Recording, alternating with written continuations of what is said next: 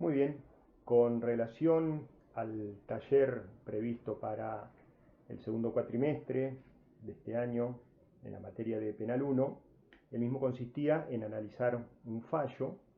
La sentencia, el fallo in extenso, se proveyó el link en la plataforma PEDCO.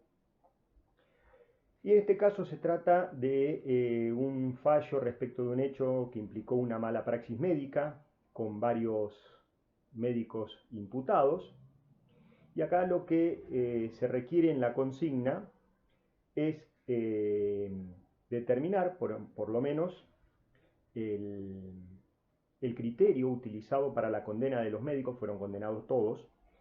Utilizar por lo menos dos de esas condenas, o la condena a dos de esos médicos, ver cuál fue el criterio utilizado para sustentar esa condena.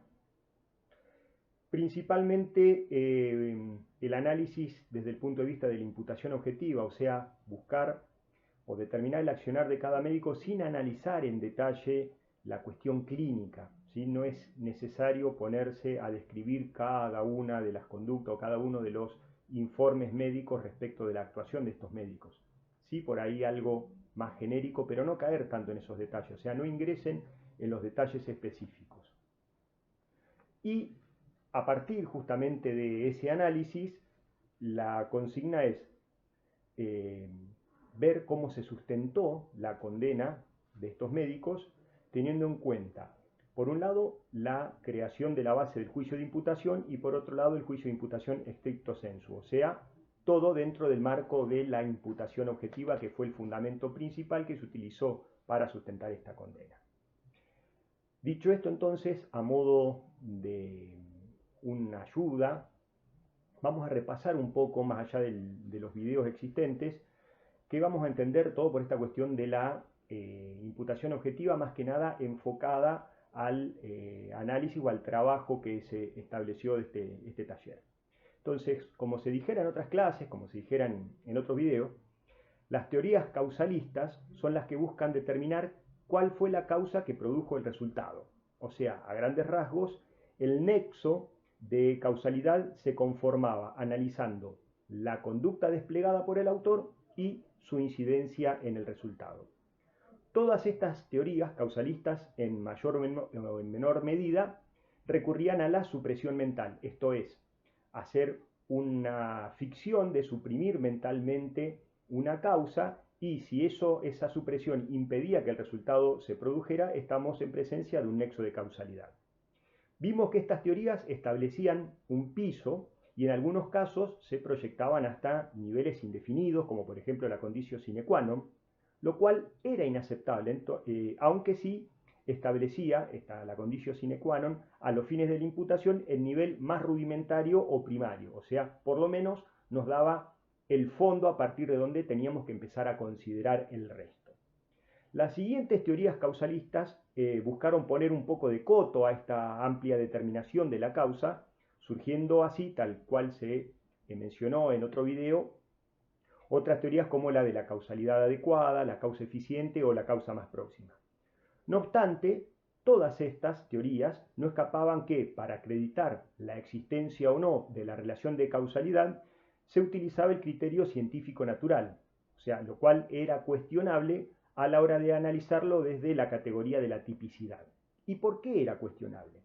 Porque si la tipicidad recurre a la norma penal para su definición, vamos a estar frente a un concepto abstracto, mientras que el resultado del fenómeno pertenecía al mundo físico, o sea, el resultado que se producía en el mundo pertenecía al mundo físico, o sea, al mundo tangible. Entonces, justamente para compatibilizar esa abstracción con esa tangibilidad, es que la teoría de la imputación objetiva viene a ser la herramienta para subsanar esa incompatibilidad, poniendo atención en dos circunstancias. Por un lado, la violación de la norma y por otro lado, la creación o el aumento del riesgo más allá de lo legalmente permitido. Entonces, en los casos de los delitos de resultado, establecida la relación fáctica entre el resultado y la acción, Recuerden que la teoría causalista ponía como piso mínimo justamente, se ponía como piso mínimo de la imputación, y constatada la tipicidad de esa conducta, o sea, la parte tangible más la parte abstracta, lo que se debería verificar en forma normativa o valorativa es si ese resultado efectivamente producido revestía también la calidad de típico, es decir, si el comportamiento antinormativo también había sido generador de un riesgo. En otras palabras, al eslabón naturalístico de la teoría causalista se le agregaba la valoración normativa antes de llegar al resultado. O sea, antes del resultado entre la causalidad en la teoría causalista, ahora se le agrega en el medio la valoración normativa. Por ello, no alcanza solamente en la imputación objetiva comprobar la creación de un riesgo jurídicamente desaprobado para la producción del resultado, sino que ese resultado producido tiene que ser por la acción que generó el peligro jurídicamente desaprobado. Esto nos va a marcar entonces dos momentos. Por un lado, el análisis previo, o sea, ex ante, de la norma respecto del riesgo sobre determinado bien jurídico. Una vez analizado ese riesgo, lo que se va a analizar en segundo punto es el resultado, o sea, el análisis ex post, para ver si la norma en cuestión seguía siendo reconocida como una prohibición tendiente a reducir el riesgo de ese resultado o bien era inidónea para ello. ¿Cómo se explica esto? Vamos a ver un ejemplo.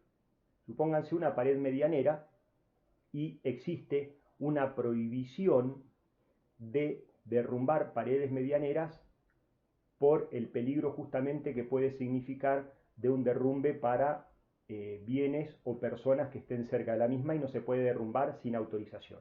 Hasta tanto no se permita, no se conjugue ese peligro, no quede sin generarse un peligro, no se puede demoler una medianera. Vamos, es un ejemplo ficticio, ¿no? El vecino tiene mercaderías que están al resguardo del sol justamente por la sombra que le da esa medianera. Si el otro vecino derrumba la medianera sin la autorización y produce que el sol pudra la mercadería que estaba a resguardo, hubo un resultado producto del derrumbe de la medianera. Ahora, ¿ese resultado es achacable al derrumbe de la medianera? No. ¿Por qué? Porque justamente la norma estaba previendo la protección de otro bien jurídico, que era el de las personas o de los bienes, que se podía llegar a generar si se producía un derrumbe, pero no la protección de las mercaderías que estaban a la sombra de esa medianera. Entonces, ahí tenemos un análisis previo en cuanto a que la norma preveía evitar determinado riesgo, protegiendo determinado bien jurídico. Si a partir de esa acción se genera el perjuicio en otro bien jurídico que no estaba previsto en la norma, no va a haber imputación objetiva. Entonces vamos a tener un resultado, un resultado dañoso, pero no vamos a tener imputación objetiva. Sin perjuicio de que esta teoría, la de la imputación objetiva, es abarcativa de todas las conductas penales, se ha desarrollado fundamentalmente bajo el paradigma de los delitos imprudentes, y por eso es que es motivo del trabajo que se dio en este taller. Entonces, así se ha enunciado que en casos de imprudencia es necesario que el autor, en primer lugar, haya creado un riesgo no permitido. O sea, vamos a estar en la primera etapa, que es la creación de la base del juicio de imputación. Y en segundo lugar, que ese riesgo se haya realizado de manera contradictoria al fin de protección de la norma infringida. Esto es la segunda etapa, que es el juicio de imputación stricto sensu. En estos dos ambientes o en estos dos escalones es donde ustedes se van a tener que mover a los fines de realizar el trabajo del taller.